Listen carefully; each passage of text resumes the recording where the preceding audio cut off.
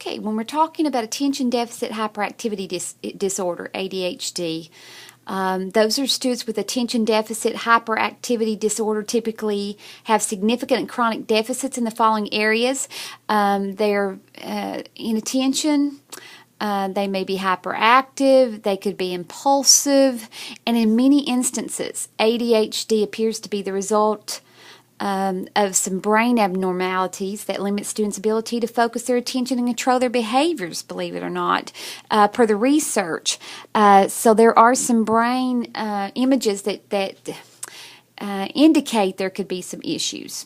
Common characteristics of ADHD: exceptional imagination and creativity, exceptionally detailed memories, very creative to the point where they could tell some stories and convince you it's the truth, and that's not always a good thing. Certain specific cognitive processing difficulties and low school achievement because they just don't have the patience to sit still. There's problems with planning and time management.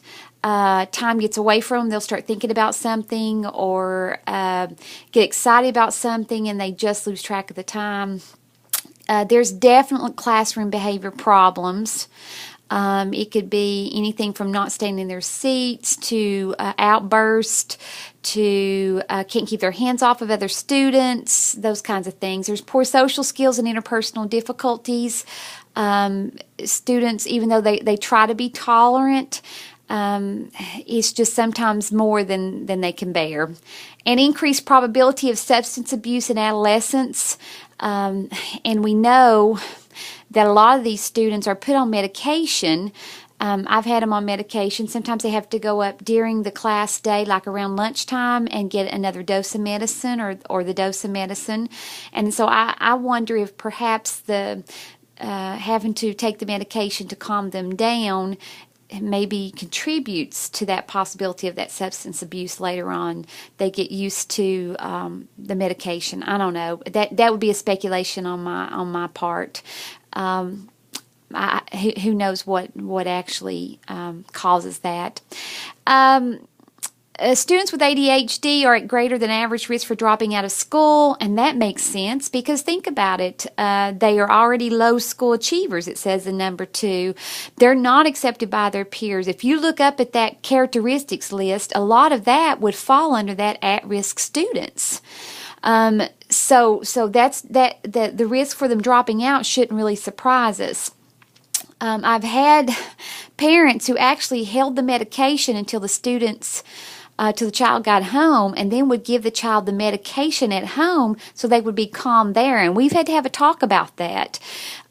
They would go wild all day long, and then the parents didn't want to deal with that, so they'd give them the medication when they came home from school, and then they would be calm the rest of the night, go to bed, sleep a full night, and then by the next day the medication is wearing off for the school day. So keep an eye out on that. If the student is acting maybe too sluggish, then there could be a problem with too much medication. But if they're not acting like they're on medication at all, it could be the parents are holding it out. And you say, Miss Smith, parents wouldn't do that.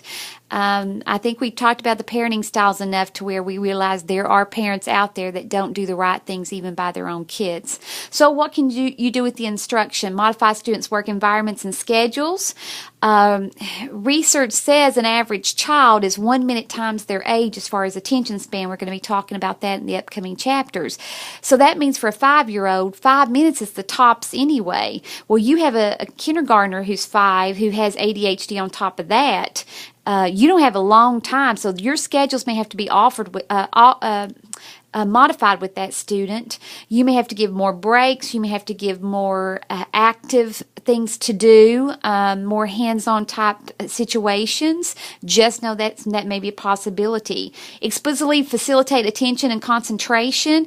Stay right on top. Put them with a buddy. Have an aide with them. Whatever has to happen, just stay right on top of that, because if it gets out of hand, you will not pull them back in. Well, let me say it's very difficult to pull them back in. Provide outlets for excessive energy. Perhaps just let them run outside. Run as hard as you can. Let them go to the gym. Let them run there. If you see a student is getting out of control and an ADHD student, let an aide or let someone in the building walk them down. Have an agreement that they can go down, and if you do this work, then once you get this done, we will go down and let them run loose in the gym if there's nobody in there. There's ways, outlets to get that energy off. Help students organize and use their time effectively. You might have some kind of a buzzer system. You might have some kind of bell system. You might have just to walk around and remind them, tapping on the desk, whatever. You can read about all kinds of different ways to handle students who are ADHD. What you're going to find, and what I found, I could tell you all day long what research says, but it's going to be an individual basis. What can each child do? What is the limitation? Their personalities. That's what you're going to have to stem from. Sometimes in education, we just have to try. And sometimes it's trial and error, but sometimes it's try. So just put forth the effort to have some patience.